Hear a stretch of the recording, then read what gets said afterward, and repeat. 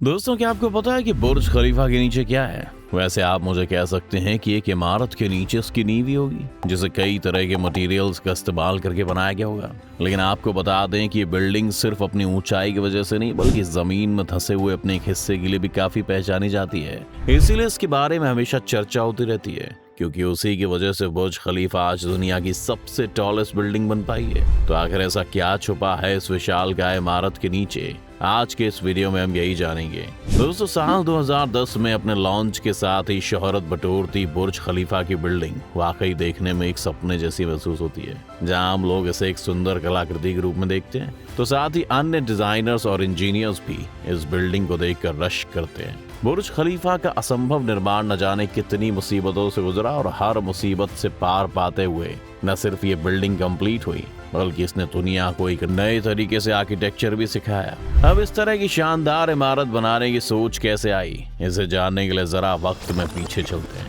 तो ये तो हम सभी जानते हैं कि दुबई की ज्यादातर अर्थव्यवस्था वहाँ के तेल कारोबार से चलती थी, पर जब धीरे धीरे दुनिया के अन्य कोनों में तेल के भंडार मिलने लगे, तो ये दुबई के लिए चिंताजनक हो गया। तब दुबई की सरकार को पहली बार ये ख्याल आया कि सिर्फ तेल पर निर्भर रहना ही अच्छा रास्ता नहीं है, और इसी परेशानी के बीच निकला एक ऐसा आइडिया जो दुबई की तस्वीर बदलने वाला था। उस दौरान ये तय हुआ कि दुबई को अब एक पर्यटक स्थल या टूरिस्ट प्लेस के रूप में डेवलप किया जाएगा। ऐसे में दुनिया का ध्यान अपनी ओर खींचने के लिए ऐलान कर दिया गया कि दुनिया की सबसे बड़ी इमारत दुबई में बनने जा रही है। काम का जिम्मा इमार प्रॉपर्टीज को सौंपा गया और बिल्डिंग का डिजाइन तैयार किया था अमेरिका के architectural firm Skidmore, Owings and Meryl के एड्रियन स्मिथ और उनकी टीम ने। आपको बता दें कि दुनिया की अगली सबसे बड़ी बिल्डिंग जेद्दा टावर और 2001 में वर्ल्ड ट्रेड सेंटर गिरने के बाद उसकी जगह पर फिर से खड़ी की गई building one world trade centre के भी डिजाइनर एड्रियन ही हैं। एड्रियन की टीम ने बिल्डिंग को बंडल ट्यूब स्ट्रक्चर में बनाने का फैसला किया, जिसमें एक ही बिल्डिंग ना बनाकर बिल्डिंग के हिस्सों को अलग अलग बनाया जाता है। कहा जाता है कि एड्रियन का यह आइडिया तब आया जब वो अपने ऑफिस की खिड़की से बाहर देख रहे थे। उनकी नजर लेक पॉइंट टावर पर पड़ी और उन्होंने उत्साहित होकर अपनी टीम से कहा, ये देखो, ये होगा हमारा प्रोटोटाइप। बुर्ज खलीफा को पूरा करने के लिए 6 सालों का वक्त दिया गया था, पर माना गया कि इसका डिजाइन बनने में 2-3 साल लग जाएंगे। इसीलिए फैसला किया गया कि बिना डिजाइन के शुरुआती काम शुरू किया जाए और धीरे धीरे डिजाइन भी बनी जाएगा। बिल्डिंग को बनाते हुए सबसे पहले परेशानी जल्दी सामने आ गई। इंजीनियर्स ने देखा कि जिस जमीन पर उनको ये बिल्डिंग बनानी है, वो जमीन नींव डालने के लिए बिल्कुल अनुकूल नहीं है। दरअसल किसी भी बिल्डिंग को बनाने के लिए जमीन खोद कर उसे किसी बड़े पत्थर या ठोस जगह से बनाना शुरू किया जाता है, ताकि वो जमीन में धंसे ना। पर दुबई के रेगिस्तान में ऐसा कुछ भी नहीं था। जब लोगों ने लगभग हार मान ली थी, तभी एक रास्ता सुझाया गया। प्रैक्टिकल तरीके से सोचें तो प्लान ये था कि बुर्ज खलीफा के कुल 4.5 लाख टन का वजन जमीन के नीचे 192 स्टील टावर्स गाड़ कर उन पर डाल दिया जाए। हालांकि सुनने में यूं लगेगा कि अगर बिल्डिंग जमीन में धंस सकती है तो टावर क्यों नहीं, पर यहाँ पर इंजीनियर्स ने समझदारी से काम लिया। इंजीनियर्स 50 मीटर लंबे टावर रेत में गाड़ने वाले थे। उनका अनुमान ये था कि रेत और इन टावर्स के बीच जो फ्रिक्शन पैदा होगा, वो इन टावर्स को रोकने के लिए काफी होगा। वो सही थे और ये तरीका काम कर गया। साथ ही यहाँ बाकी का डिजाइन भी बनकर तैयार था। 40 से ज्यादा टेस्ट करने के बाद बिल्डिंग को इस तरह से डिजाइन किया गया था जैसे वो कोई पिरामिड हो।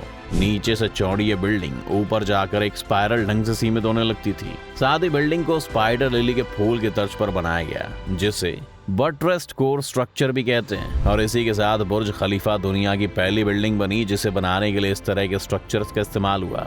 इस डिजाइन का फायदा ये था कि इसके विंग्स कुछ इस तरह के थे कि उनमें नेचुरल लाइट अंदर आ जा सकती थी। उनकी चौड़ाई को भी जरूरत के हिसाब से कंस्ट्रक्शन के वक्त कम ज्यादा किया जा सकता था। साथ ही तेज हवा चलने पर भी बिल्डिंग की स्टेबिलिटी पर कोई खास असर नहीं पड़ता।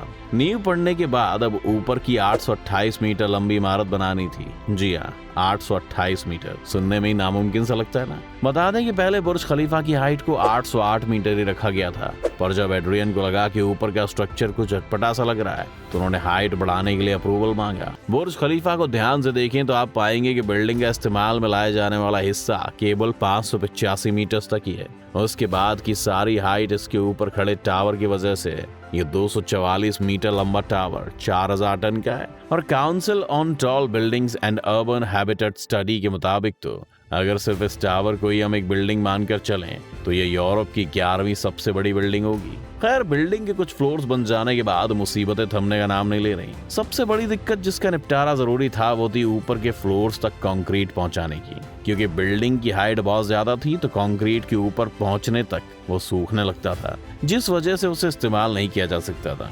इसका हल तलाशते हुए कंक्रीट को ऊपर पहुंचाने के लिए उन्हें बिल्कुल ही नया रास्ता तलाशने की जरूरत है। कुछ इंजीनियर्स ने मिलकर एक नया तरीका डिजाइन किया जिसमें कंक्रीट को बड़े बड़े पाइप्स की मदद से ऊपर पहुंचाना था।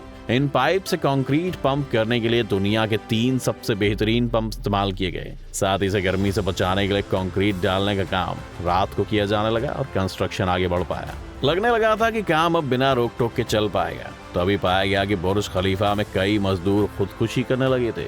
जांच में सामने आया कि 10 से 12 हजार माइग्रेंट वर्कर्स से बहुत ज्यादा देर तक काम लिया जा रहा था। साथ ही इनके पासपोर्ट भी जब्त कर लिए गए थे, जिस वजह से इनका अपने देश लौटना भी मुश्किल था। ऐसे कई मामलों को दबा दिया गया और सिर्फ एक ही मौत रिपोर्ट की गई, जिसमें मौत का कारण एक्सीडेंट बताया गया। एक ह्यूमन राइट स्टडी के मुताबिक असली आंकड़े इससे कहीं ज्यादा थे। साथ ही बुर्ज खलीफा के लिए दिया गया बजट भी खत्म होता जा रहा था। फंड्स के अभाव में काम रोकने की बातें चल रही थी।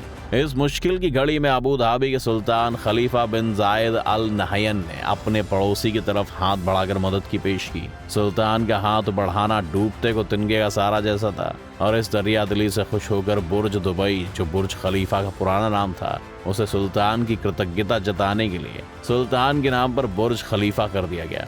120 फ्लोर्स तक यूं ही फिर काम चलता रहा, पर आगे के फ्लोर्स बनाने के लिए क्रेन्स नाकाफी थी और कई क्रेन ऑपरेटर्स ने इतनी ऊंचाई पर काम करने से इनकार कर दिया। काम रुकने के डर से आनन फानन में दुनिया भर से ऐसे क्रेन ऑपरेटर्स बुलाए गए जिन्हें ऊंचाइयों से परेशानी ना हो, और काम आगे बढ़ा। बुर्ज खलीफा का काम अपने आखिरी फेज में था। बस कुछ ही चीजें बाकी थी, जैसे बिल्डिंग के ऊपर टावर लगाने का काम। टावर का वजन 4000 टन था और फिर से इसे इतने ऊपर पहुंचाने में दिक्कतें पेश आने वाली थीं। जब देखा गया कि इसे सिंगल पीस में ऊपर लेकर जाना मुश्किल है, तो ये तय हुआ कि टावर को अलग अलग पीस में ऊपर ले जाकर फिर असेंबल किया जाएगा, और इस तरह बुर्ज खलीफा का पूरा ढांचा तैयार था। लेकिन इससे पहले कि टीम इस बात का जश्न मना पाती, एक और मुसीबत आन पड़ी। जी हाँ दोस्तों, वो कहते हैं ना कि रोम एक दिन में नहीं बनाता, वही बात बुर्ज खलीफा के लिए भी लागू होती है। बिल्डिंग का काम खत्म होने के बाद जब बिल्डिंग पर ग्लास लगाने की बारी आई, तो देखा गया कि दुबई की गर्मी में ग्लास की वजह से बिल्डिंग के अंदर का तापमान 90 से 100 डिग्री तक पहुंच जा रहा था। इसे ठंडा करने में जितनी बिजली इस्तेमाल होने वाली थी, वो अनुमान से 10 गुना ज्यादा थी, जिसका खर्चा उठा पाना बेहद ही मुश्किल था। इस परेशानी से निपटने के लिए कई रास्ते सुझाए गए, पर कोई भी नतीजा इंजीनियर्स के पक्ष में न आया।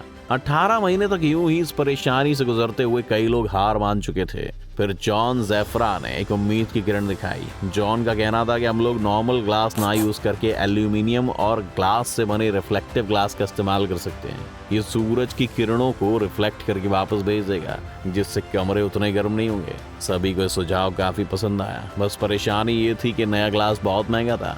हर ग्लास की कीमत तकरीबन 1.5 से 2 लाख के बीच थी, और ऐसी 24,000 ग्लासेस की जरूरत थी।